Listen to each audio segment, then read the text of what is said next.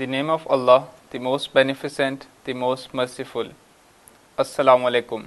Welcome to Weekly Roundup. I am Fahim Abbas. In this program, we will be discussing important political, domestic and economic affairs in the light of sermon of Ustad Muhtaram C.H. Jawad Naqvi. During the last week, important events have happened domestically as well as globally. We will be discussing some of them, which includes flared up sectarianism and terrorism in Pakistan, and similarly terrorist group has also emerged on the opposite top.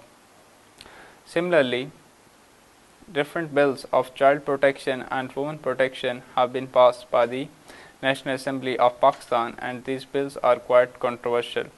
While on the international scenario, we will be discussing how China has become superpower.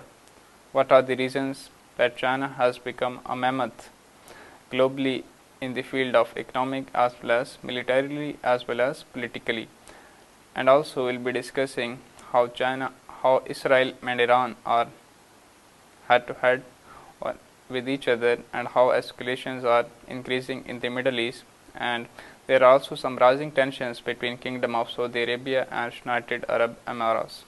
So as always, I am pleased to have been accompanied by Mr. Ali. How are you, Mr. Ali? I'm not bad, thank you, Fahim. Welcome back. Thank you. Viewers have been worried about you. They've been asking questions that how is Fahim and where has he been? Would you like to tell them about how was your last week? Yes, it was good. I was actually out of city last week. Yep. So unfortunately I was not available. Nice to see you coming back. Yeah. Thank you. Thank you. So starting with the domestic affairs, and unfortunately as the situation in Afghanistan has been worsening day by day, and the Taliban are ready to take over the Afghanistan. They have almost taken over about 80% of the Afghanistan, and the effects of this Afghanistan situation has been clear in Pakistan. There have been various events of terrorism in the Pakistan during the last months, which include a terrorist attack in Lahore, and similarly also attack on FC and also Pakistan military in Balochistan, and now a terrorist group has also emerged on the opposite top, Chalas, and similarly there has been rise in sectarianism in Pakistan ahead of Muharram, just like we had seen this rise of sectarianism during the last Muharram, and so this sectarianism and terrorism is somehow linked with Afghanistan and also sectarianism in Pakistan, and some analysts are also linking this with the Afghanistan crisis, and they are saying that Pakistan will be the country which will be most effective by the Afghanistan crisis. Yeah, actually the sectarianism issue has been an ongoing issue for Pakistan, but we see the increase of that sectarianism sort of environment when Muharram comes near.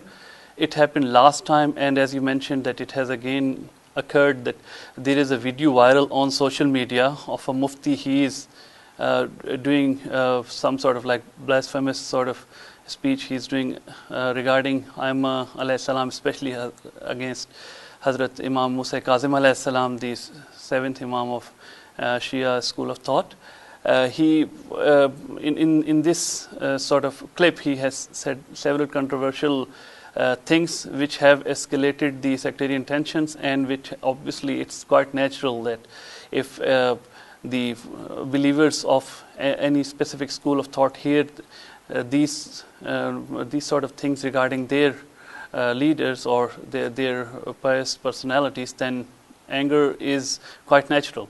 So this happened last time too, that in Muharram what happened, that initially one Nasbi spoke terrible things regarding Hazrat Fatima Zahra Salamullah alayha.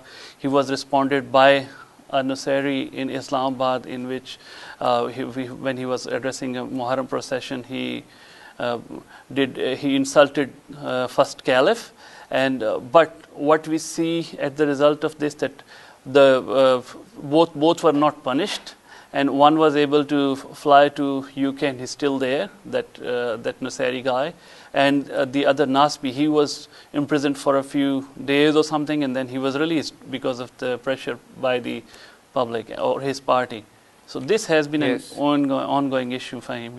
In Pakistan, when we talk about the religious factions, the thing which dominate is emotions, Yep. and there is nothing much about Yeah, rationalism. that's true. People don't see any logic. Yep, and our enemies know about it, and we have seen several video clips of Indian generals and their intelligence and agency personnel speaking about Video these of muftis that they Raw can Major was released Yeah. last year. yeah, and they can easily purchase these speakers in Muharram, and also these muftis. They can hire them in really low price, and they can destroy Pakistan in that way. And that's a thing which government needs to get rid of, because although government claims, and we see several steps taken by the military against these terrorists, but unless the root causes of this terrorism are not eliminated, peaceful Pakistan is only a dream.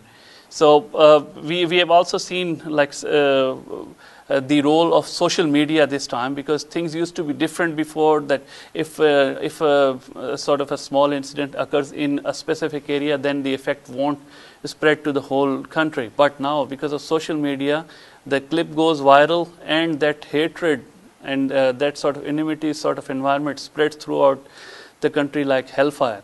And But due to this role of social media, Yep. which is a blessing for the those nations for who are aware, for the civilized but, nations, obviously. Yeah. for us, unfortunately, the role of Yep. social media Yep. is basically it develops the sectarianism That's and right. other problems in our country. Yep. And what we need to do, although government has got a strong role to play, they should bring these culprits, these black sheeps, to justice, and there should be some severe punishments in the law as in accordance to Islam, because Islam what teaches the most important teaching of Islam is unity, and if someone harms unity, then he should be punished really badly. And insulting of the religious personalities of other sects are haram in Sharia, and we see in as our Mujtahideen, they have given fatwa regarding no Shia is allowed to insult Ummatul Mu'mineen and Ashab, and vice versa. Sunni brothers, they have got it written in their books that they are supposed to respect and actually follow Ahl Bayt along with Quran if they want to go to Jannah. So these are the actual teachings, but if someone deviates from it, he should be punished. Yes, the rational reason of rational way of controlling the sectarianism is that Shias should control Shias, and Ahl Sunnah should control Ahl Sunnah. That's if true. someone from Shia insults or says blasphemous remarks regarding Sahaba or other personalities of Ahl Sunnah, then Shias should stop him, and they should lodge FIR, and other legal matters should be conducted against that person. And similarly, the Ahl Sunnah should stop Ahl Sunnah person. Just giving the statement is not enough. That's true, because they are harming the sect. That's true, and it's the biggest haram. It's even bigger haram than consuming alcohol or doing zina or something. Disunity, anything which causes disunity among Muslims is haram. So the second thing, it's the weakness on the part of our government that they have failed to punish the culprits of the two important things, that the rape incidents are increasing and the sectarianism increasing. Both have got the failure on the part of the government because they failed to punish the culprits. And another alarming news is that research or terrorist group has emerged on the Babu Sir top Jalas. And as we know that Babu Sir is the strategic position, and it is the only way to the northern areas of Pakistan, linking rest of Pakistan with Gilgit-Baltistan and Astor. And this terrorist group has released a video from this mountainous peak, and they said that government should act on the accord which was signed between the government of Pakistan and this terrorist group in 2019. And back in 2019, they were involved in massacring of mountaineers in the Nanga Parbat, and after which the tourism industry of Pakistan was finished almost. Yeah, and they are the same guys who killed 20 Shia Muslims after taking them out of the buses, after identifying them, after seeing their ID Near cards, and Lulusa also Lake. the and what happened that in 2013 their heads, the of that gang, they were arrested by the government in 2013, and they did break the jail in Gilgit, and they flew from there, and now openly they are gathering in the polo ground and they are making these videos. Their increase in their confidence is due to the situation erupting in Afghanistan, because of Taliban are coming in control, and all these extremists, they think that now because they are coming in power and they have got another various thing terrorist to be confident organizations about. and factions are also gathering their strength and power, and they are also gathering once again. Yeah, and especially before the month of Muharram is coming. So it's because we know all the Muslims, although they have respect for the month of Muharram, but especially Shias, they have got a special respect for that for the month of Muharram. So an environment, as you said, should be created that no speaker is able to disrespect or insult the religious personalities of other sect. And similarly, our Sunni brothers should stop these sort of like terrorists, as well as these extremist muftis who are encouraging people to do these sort of acts. And if they will take action against them themselves and they won't get support from the general public, then obviously they are going to fail. And similarly, another unfortunate news is that, as we know that during the past week, Lahore-based cleric Mufti Aziz has sexually assaulted student of Islamic seminary, and the video was leaked, and the whole world witnessed it. And this news captured the attention of international media as well as the domestic media. And later the Mufti was booked by the law and order agencies, and FIR was lodged against the Mufti. But in front of police, Mufti just confessed that he was involved in this criminal act, though later he denied in his own video that he was not in his senses. But when he was about to present to a magistrate where he was going to record his statement, and his lawyer just came and he took him for 10 minutes, and after that, the interesting fact is that Mufti negated his criminal act of sexual assaultation in front of the magistrate, and now he denied his act. He said that I was not involved, and that's truly amazing. Yeah, he's totally denied that. He doesn't even know that student. There is a famous sort of like in the history, there was a famous personality named as Kharak Singh.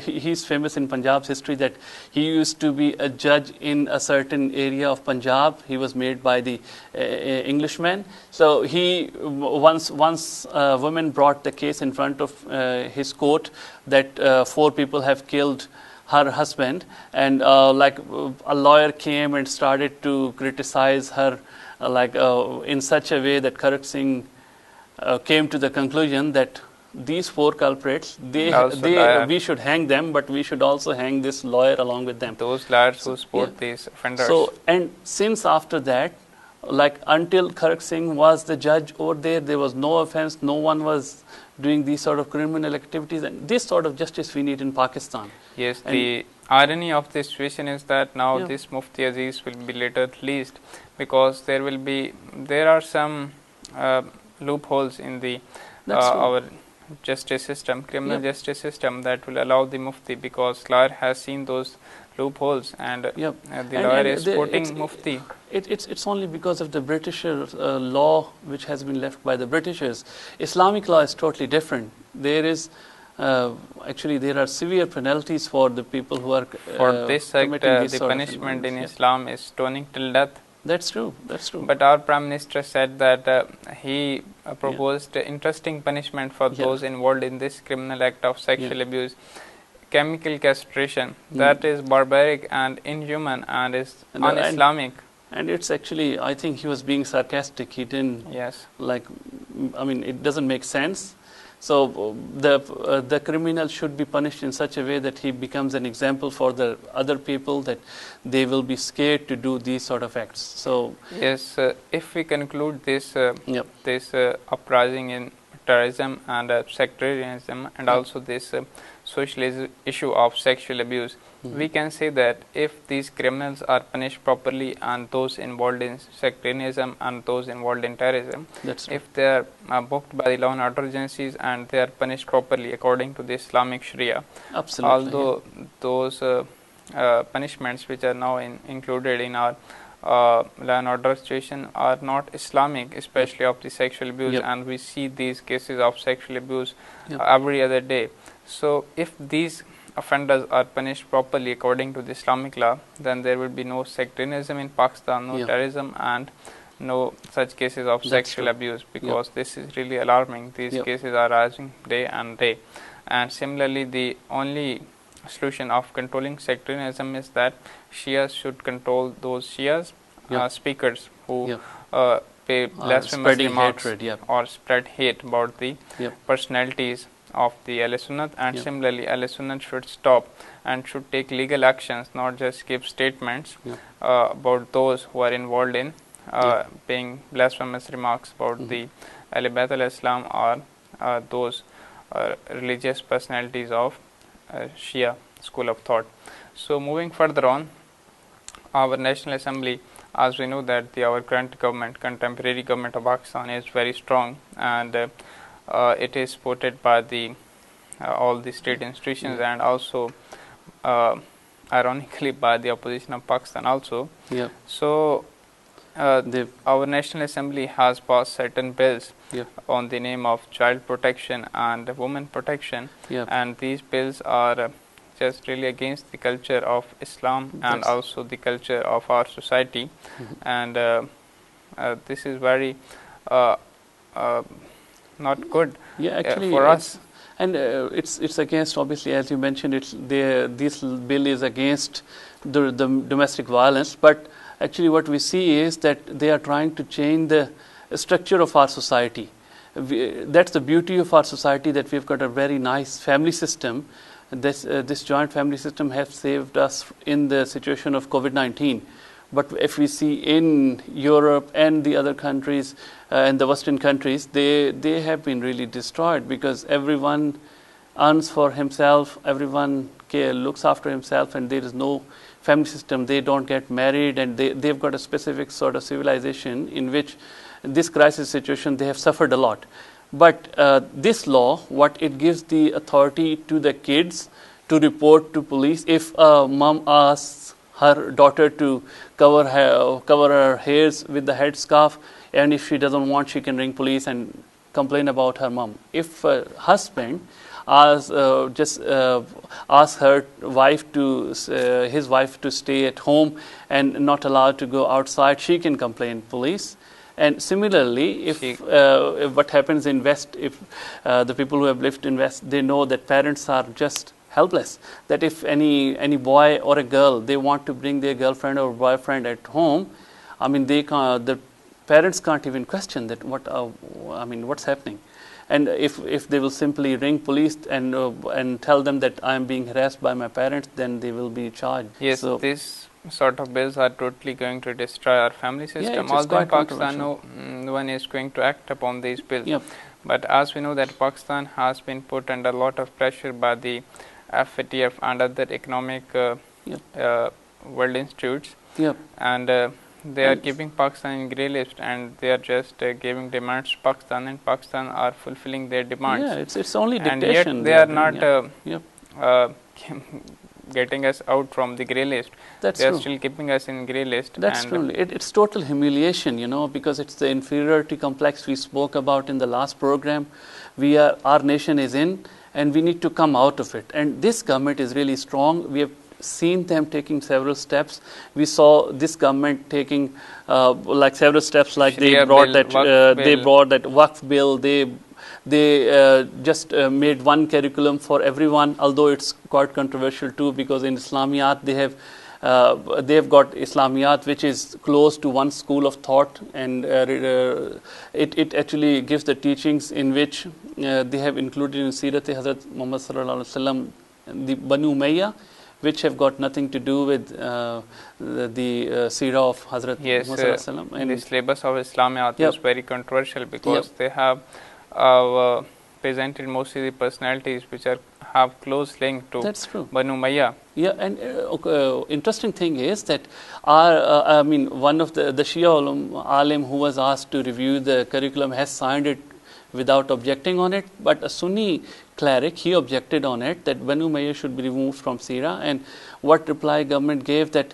if we do this, then we'll have to balance it out, we'll be compelled to remove the martyrs of Badr and different companions of Hazrat Muhammad sallallahu alaihi wasallam, like Hazrat Abu Zar Ghaffari, Hazrat Salman Farsi, and other Ahl Bayt personalities. So that's ridiculous, although, as we know, that it's these Banu Umayyah people, they are controversial for the majority of the Muslims, and Yes, they should be evicted one from rational solution of this single national curriculum is that Yep. Islamiyat should be made compulsory for all the Muslims, Yep. but Islamiyat should be optional. For example, if a Shia student, he should opt Shia Islamiyat, That's true. Islamiyat of Shia sect. Yep. Similarly, Al Hadith should be allowed to opt the Islamiyat of Al Hadith, Yep. and their ulmas and their Islamic cleric Yep. should compile those Islamiyat. Be- And similarly, so all the sects will be should have independence to study their own religion, and if they won't do it, and if they will keep these sort of extremist sort of teachings of Banu Umayyah in Islamiyat, and then the environment of schools will be like the extremist seminaries, as we see the results in these terrorism activities and everything, and the schools and colleges will be the same. Yes, it will Yeah. only create chaos and That's anarchy. true. Yep. And by these sort of bills, the family system can be Yep. destroyed in future. Yep. So government should avoid these sort of bills, but unfortunately these bills have been passed. Yeah, and it's quite shameful that no legal process has been followed. No ulama have No been. commission was Yeah. formed, no discussion. Yeah, exactly. No discussion was done with with ulama, and although it's the duty of the government to take suggestions from ulama when they are touching the religious matters, but they don't do it. They are only doing is it on the against dictation of the West. Essence of Islam, That's the true true. spirit of That's- Islam. And they claim that we are going to make Pakistan the state of Medina. I mean, Yes. what's that? You are going to make it New York or Sydney or something, and you are just claiming that you are wanting to. Yes, this was the biggest mistake that Western system made, that they destroyed their family system, That's and true. now No. they are helpless, Yep, and we want Yep. to do the same, and Yep. this is not good for our society. that's true. So we should avoid these sort of acts Yep. in the name of child protection and That's women true. protection, Yep, because these are against the Islamic values and our cultural values of Pakistan also. absolutely. Yep. Similarly, another interesting news is that the Prime Minister, the worthy Prime Minister of Pakistan, has visited Gwadar, Yeah. and there the Chief Minister of Balochistan delivered the speech ahead of Prime Minister Imran Khan, and he delivered that speech in English. And when Prime Minister asked him that if you had delivered that speech in Urdu, Yeah. almost 95% of Pakistanis would also have been able to understand you. Yep. And he said that actually I delivered speech in English because there were few Yeah. foreign guests, and Yeah. they were unable to understand Urdu, so I And don't he want was- to disrespect them. So Yeah, what he about was- the rest of Pakistanis? Yeah, he was playing out of the respect. He was talking in English, and that has been an issue with us, with our country, as we discussed in the previous program too. That if we promote our own culture, our own language, then it will actually lift our nation, and then we can come out of this inferiority complex, and we won't feel inferior. This is the feeling which is present in majority of Pakistanis, that everyone wants to wear pant shirts and look like the Englishmen, and want to talk English even if they don't know how to speak Punjabi in the right way. But this is an inferiority complex which we need to come out of, and we need to promote our own language and our own national dress. Yes, this is the problem with us, that we are an independent nation for 70 years, and Yep. still we are unable to decide That's the true. medium of our education. And similarly, English is our official language, and all verdicts in the court are given in English, and the language of bureaucracy and those in the government meetings are also English, and majority of Pakistanis do not understand it. That's true. So speaking English is just like inferiority complex, and we are just staying away from our own culture, our own language, and this is against our national pride. We should present our own culture, our own language. Yeah, learning every language is good, but when you think that you are compelled to, only talk in English and only learn English, and you can't exist without it, that's what we call it inferiority complex. Yes, we should get out of this inferiority complex. Yes, that's so. Now, as you know that we have talked about domestic affairs, and now we are going to take the short break, and after the break we will be discussing some important global affairs, and the top of the list is Middle East crisis and the escalations between Kingdom of Saudi Arabia and United Arab Emirates, and also the aftermath of US troops withdrawal in Afghanistan, and what are its effect on the region. And similarly, the Communist Party of China has celebrated its 100 years. So we'll be discussing all this after the break, so keep in touch with us.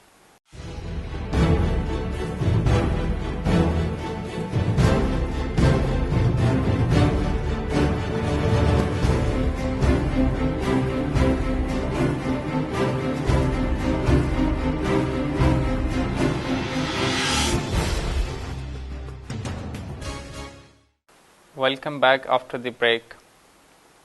As you know that in this segment we'll be discussing some international affairs, and the top of the list is Afghanistan issue, the aftermath of US troops withdrawal from the Afghanistan and how it is going to affect the region. So Mr. Ali, that as you know that Afghanistan situation is worsening day by day, and Afghan Taliban have taken control of about 80% of the Afghanistan, and US military has left the Afghanistan base Bagram without signing any accord with the Afghan military and also with the Afghan government, and they have just fled from the Afghanistan, and now the Afghanistan is total in the hands of Taliban, and they are capturing one by one district, and they are heading toward the Kabul. We just see as the same situation which happened during the 90s when Soviet Union was disintegrated and they left the Afghanistan, and then the Taliban first captured Kandahar in 1994, and then later came to power in Kabul in 1996. So we are repeating the same film in the Afghanistan. That's true. And if we see from Afghanistan government's perspective, the US is doing the same thing what the Soviet Union did with the communists of that time. They initially came to support the government of the communist government of Afghanistan at that time, and to save them from Mujahideen and all the other factions. But what happened that when they saw that they are getting the defeat over there, they left with them without doing any agreement. And similarly, the same thing is happening here. USA, United States, they came here with the slogan of establishing peace and to support the Afghan government. But they have signed only an accord with Taliban that don't do any harm to us, and there has been we will not disturb you. We won't disturb you, and the same thing, and no agreement has been signed with the Afghan government, and there has been no cover for them. So it shows the true face of Americans that they never wanted peace here. Another alarming news is that the Afghan Taliban have said that they are going to form the government in Afghanistan without coalition, and they are not going to consult other factions in Afghanistan. And it's going to cause civil war. Now Afghanistan is at the verge of another civil war. And a proxy, because they have of all the Afghani factions, as you mentioned, they have got the history of fighting proxy wars for several other countries. So they can't just sit aside and just see what Taliban have been doing. Although Taliban have shown some maturity this time, they have got links with other countries like Iran, Turkey, and their delegations are going to Qatar, Moscow, and even Beijing, and coming to Pakistan too. But if all the factions are not involved in the government, then obviously there would be problems. And this is a concerning situation for Iran and Pakistan especially. Yes, because international media and all our domestic media are mostly worried about Afghanistan, but Yep. some analysts have stated that Yep. international world and similarly our domestic Yep. and other leadership should be worried more about Pakistan, Yep. because Americans and all other Arab countries who are involved and indulge in this Afghanistan Yep. matter, they don't want peace in Afghanistan, Yep. because peaceful Afghanistan is of no use to them. Yep. But peaceful Afghanistan is in favor of two countries, Yep. and these two are the neighbors of Afghanistan. One is Iran and other is Pakistan. Yep. As we know that the security situation of Iran is good and at best in the region, but as far as Pakistan are concerned, now we will be seeing refugee crisis, and there are news that our ministers have stated that we want to establish refugees camps near the borders. So there will be refugee crisis, and if the war erupts, then there will be other matters Yep. which Pakistan will have to look. Yeah, but Iranians, interestingly, their newspapers, they are writing in favor of Taliban now, and Taliban delegation recently visited Iran, and actually they are writing that they are much more mature and they won't be that harmful to Iran as they used to be, and but the time will only tell that what are they going to do. And they, in one of his statements, the Taliban representative, he was telling the media that they are not going to destroy their schools or universities, and they are going to keep the system going, but they will make it Islamic in Their own sense. It's only, I think, media talk or whatever, the time will tell. But they said that they will stop the attacks on the Afghan government only if they are like accepting all the demands of Taliban. And interestingly, as you said, that the soldiers, Afghan soldiers, government soldiers, they are fleeing to neighboring countries, Tajikistan and Uzbekistan, and gifting their artillery, which was given to them by Americans to defend themselves. They are gifting it to Taliban, and there is no actual fight going on. They are just handing over the areas without fighting. Yes, there are clear signs, as you have mentioned, that there is no, as till now, domestic fight in Afghanistan. Taliban are just advancing and capturing districts one by one, and the Afghan armed forces are fleeing to neighboring countries, and they are just fleeing towards the borders, and then they are fleeing towards neighboring countries like Tajikistan and Azerbaijan. So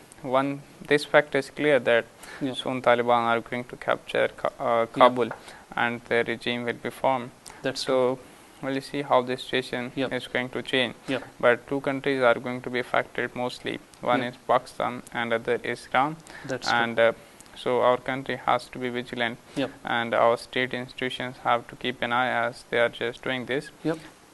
Another important situation and another important news is that the Communist Party of China, as we know that there is no democracy in China, and there is only single party system in China, and now they have celebrated 100 years of its formation, and the tone of Chinese leaders and Chinese president, especially Xi Jinping, was interesting and stunning to the world. They said that now China has become economically, military and politically very strong, and the days of those days are over that other world can pressurize China. That's true. Now will be decide how the world is going to work. That's true. And when American President Joe Biden was asked about the President Xi Jinping statement, he said that we are looking into this matter and will be discuss and respond after our cabinet meeting.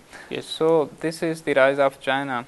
China has proved its superiority not only in economy, but they although we used to listen that America is the number one economy and China is the second, but now it's quite clear that China is the topmost, but they've shown their dominance in military too. They haven't even landed in Mars.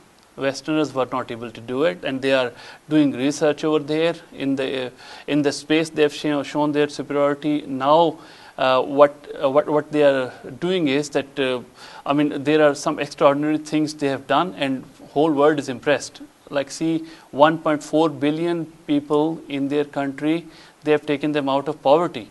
There are several reasons behind it, And the actual reason, as you said, the main reason is that they have stayed away from democracy. Democracy only brings these criminals into the power, like we saw Trump coming into power in USA, Narendra Modi. and Narendra Modi is in India.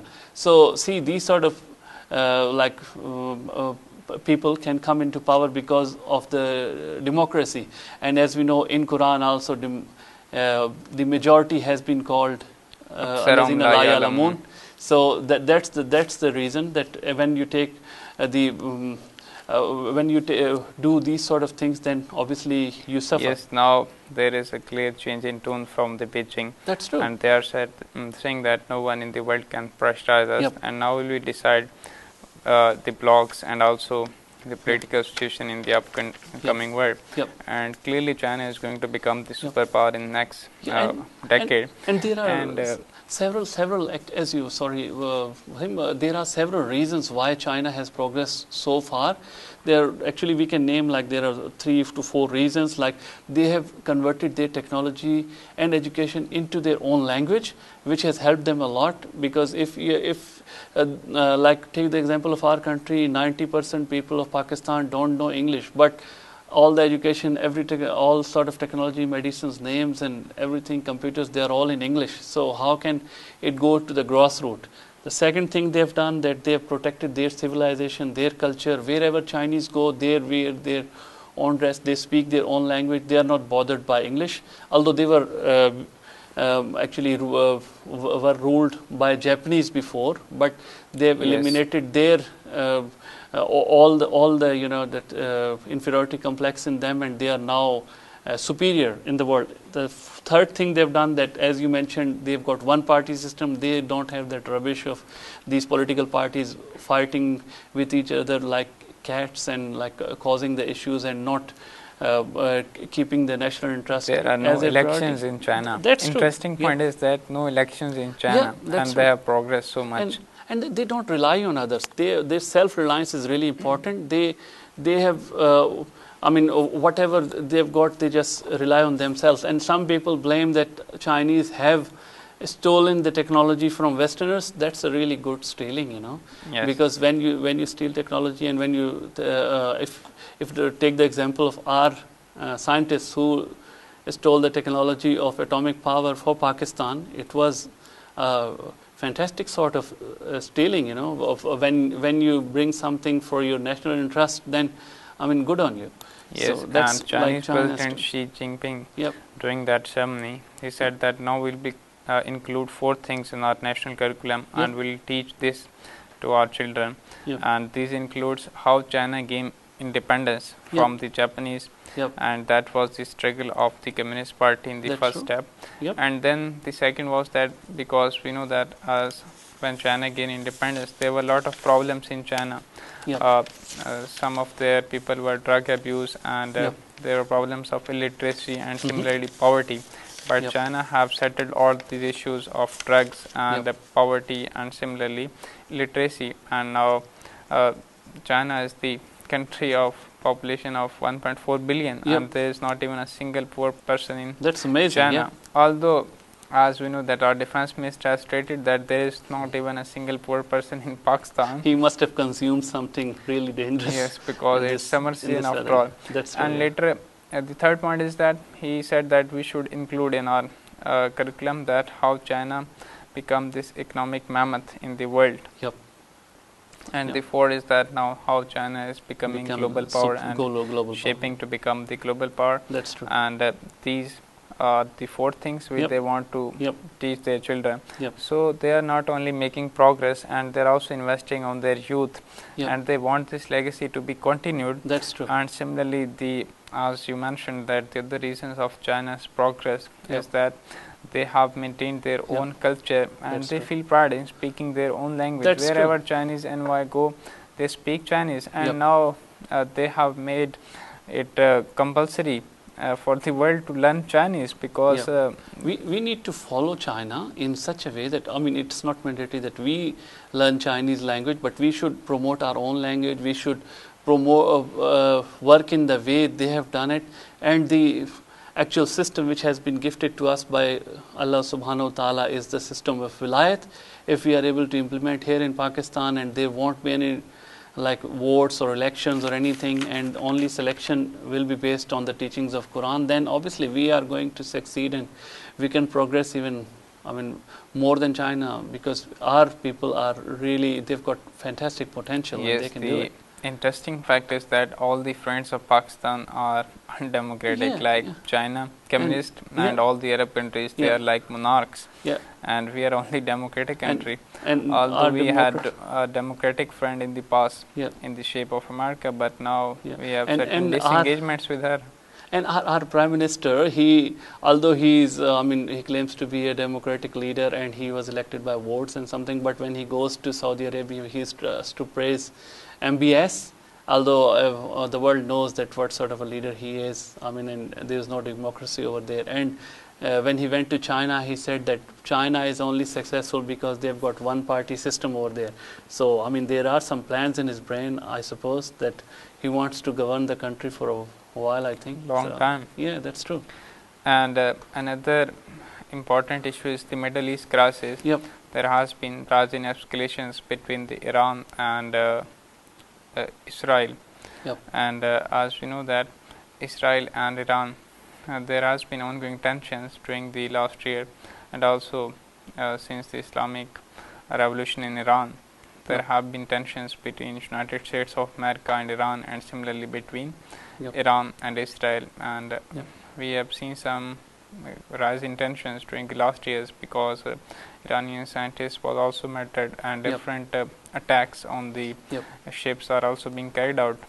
And Biden recently met the Israeli Prime Minister, and he assured him that we won't let Iran to become a nuclear power, and if Iran would become a nuclear power, we would allow you to attack Iran. And Israel has shown readiness, that they are ready to attack wherever and whenever needed Iran or Iranian assets.